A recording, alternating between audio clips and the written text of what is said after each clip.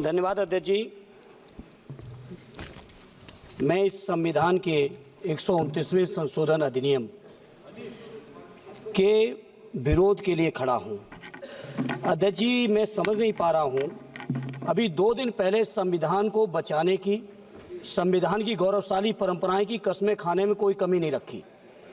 2 ही दिन के अंदर संविधान की जो हमारी मूल भावना है, 2 ही दिन के अंदर संविधान का जो हमारा बेसिक स्ट्रक्चर है, 2 ही दिन के अंदर संविधान का जो हमारा संघीय ढांचा है, उसको खत्म करने के लिए संविधान संशोधन बिल लाए हैं। मैं मनीष तिवारी जी से सहमत हूं और अपनी पार्टी और अपने नेता आदरणीय अखिलेश यादव जी की ओर से कहना चाहता हूं, ये बिल पूरे देश के जो अलग अलग भेष भाषाएं, संस्कृति, क्षेत्र की जो मान्यताएं हैं, जो हमारे संविधान निर्माताओं ने बहुत सोच विचार के मंथन अध्ययन करके ये संघीय ढांचा तैयार किया था, राज्यों का गठन भी किया था, संस्कृति के हिसाब से, क्षेत्र के हिसाब से, भाषा के हिसाब से, परिस्थितियों और समय के हिसाब से। मैं नहीं समझता अध्यक्ष जी, मुझे कहने में कोई संकोच नहीं, उस समय के हमारे संविधान निर्माताओं से विद्वान, बाबा साहब भीमराव अंबेडकर से ज्यादा विद्वान इस सदन में अभी कोई नहीं बैठा, मुझे कहने में संकोच नहीं है। और ये संविधान की मूल भावना को खत्म करके कैसे तानाशाही के रास्ते निकाले जाएं, इसके अलावा कोई काम ही नहीं बचा है। आखिर ये मनीष तिवारी जी ने कहा, कई एक विधानसभा के चुनाव अगर कोई अविश्वास आता है, अगर बहुमत नहीं मिलता है, तो क्या पूरे देश का चुनाव कराओगे? पूरे देश का चुनाव कराओगे? और ये लोग एक देश, एक संविधान, एक चुनाव की बात करते हैं।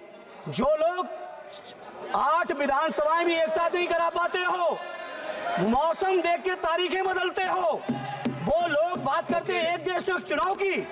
इसलिए अध्यक्ष जी, मैं अपनी पार्टी की ओर से, अपने नेता आदरणीय अखिलेश यादव जी की ओर से इस बिल का पुरजोर विरोध करता हूं और आपके माध्यम से देश के जनमानस से कहना चाहता हूं, ये भारतीय जनता पार्टी के लोग तानाशाही लाने के नित नए रास्ते लाते हैं। जो 8 विधानसभाओं का चुनाव एक साथ नहीं करा पाए, 4 राज्यों के चुनाव एक साथ नहीं करा पाए, वो पूरे देश की लोकसभा और सारे प्रांतों की विधानसभाएं एक साथ कराने की बात करते हैं।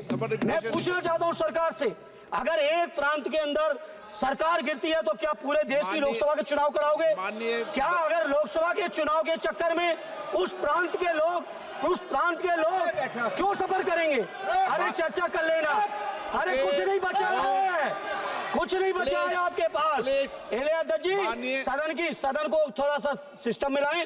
अध्यक्ष जी, आपसे अनुरोध है, आपके माध्यम से सरकार से अनुरोध है, जनता ने बड़ी उम्मीदों के साथ हम सबको भेजा है और हम सब लोगों की जिम्मेदारी है, ये संविधान विरोधी, संघीय ढांचे विरोधी, बेसिक स्ट्रक्चर विरोधी कई केसों की चर्चा की मनीष तिवारी जी ने, मैं उनके साथ जोड़ते हुए माननीय सर्वोच्च न्यायालय की भावनाओं के विरोधी, गरीब विरोधी, दलित विरोधी, पिछड़ा विरोधी, मुसलमान विरोधी, इस नीयत को वापस लो। ये अध्यक्ष जी, आपके माध्यम से मेरी आपसे प्रार्थना है। बहुत बहुत धन्यवाद।